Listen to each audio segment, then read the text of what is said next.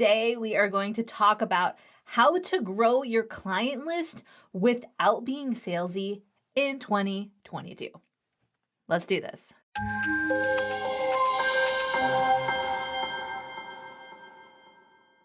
Okay, so if you value having amazing clients and you don't want to have to be salesy or high pressury, in 2022, I have 4 things that will help you connect with amazing clients without having to feel super gross afterwards. Are you ready? Okay, the first one, be confident and value what you do. If you don't believe what you're saying, you will come off as someone swindler types will want to take advantage of. And what do I mean by that? So when I go in front of clients and I'm like, hey, I can do this, this, and this for you. And they're like, I don't want to pay that number that you just said. So I'm just going to be like, hey, will you do it for half that? And I'm like, sure, of course. What does that seem like to you? You know, like that seems desperate. And there are people out there, unfortunately, who will realize that you're desperate and take advantage of that and then end up like not actually paying you even 50%, which you should never work.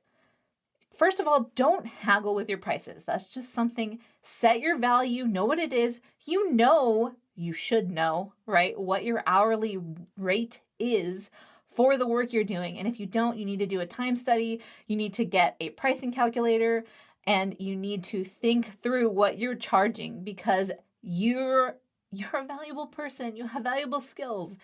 People need your help and they should be willing to pay for that help. But if you get in front of someone and you're like, I don't know, can I help you? And you're with the person who really needs your help, they're not going to want to work with you because they're like, how can I be sure that this is the person that I want to do this with when they're not even sure that what they can do is valuable to me? So one of the ways to deal with that is coming up in the 4th thing that we're going to cover today. But let's not get ahead of ourselves. Let's go to number 2. So be empathetic in your messaging if you want literally the best clients in the world. People who see you being kind and think, ugh, kindness is weakness, they're not going to want to hire you. And guess what? You don't want to work with someone who thinks that kindness is the same as a weakness because it's not the same.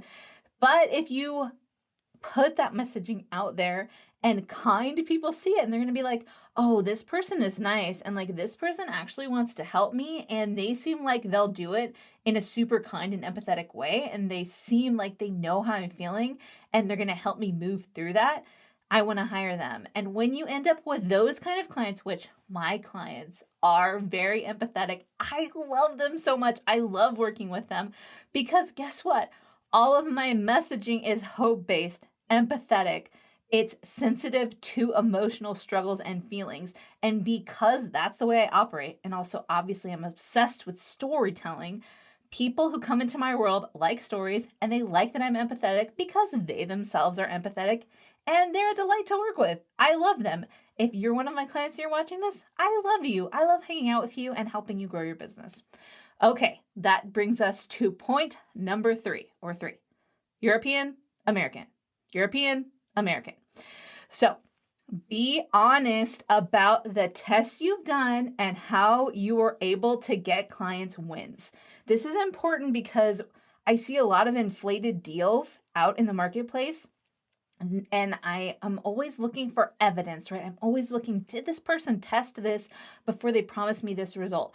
Did they actually get a win for someone they're working with before they decided to start selling this for this giant amount of price, this giant price tag, imaginary price tag I'm holding? So be real. If you have someone that's like, I want you to do this, and you haven't actually gotten that result yet, be honest and say, okay, that's a little bit more than what I'm used to doing, but, and this is where number 4 comes in. I'm going to talk about that more in a minute. You can say, I know someone else who's really good at that who can help me. And if they're like, oh, I'll just hire them, you'll be like, okay, here's their price. And they'll be like, never mind, you do it, you help me. Because the reason why our mentors, why we pay them to mentor us is because they've been there before us and they have they have higher price points because they have more experience. That's just natural. And that brings us to number 4. Have a real person behind the scenes that you can actually get help from. Does that sound crazy to you? I know it can be scary to drop several $1,000s on a coach, but trust me, it is worth it. And you'd be like, Kristin, how do you know that? Well, I have a coach, and every time I pay her money, I'm like, I'm so glad I'm paying her money right now because she literally helps me with my imposter syndrome when I'm not charging enough. She checks my work for me when I'm dealing with a new thing I've never done before so that I can have the confidence to know I'm delivering quality work. So, the more your business grows and the more wins you get, the more important it is to have a mentor. You need someone else who understands what you're trying to do. When I try to talk to some of my friends and family members about my business, they just look at me like this. Because they don't understand what I'm doing.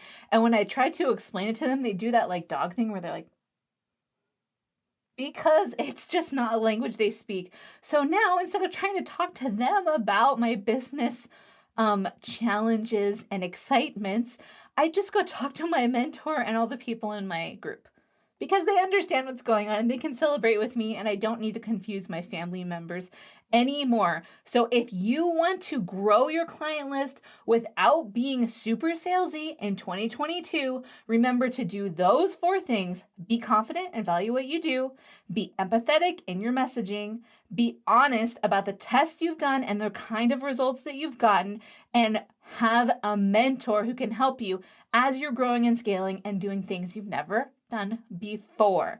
That's it for today. Don't follow twice or subscribe twice if you want more writing and business advice, and happy writing.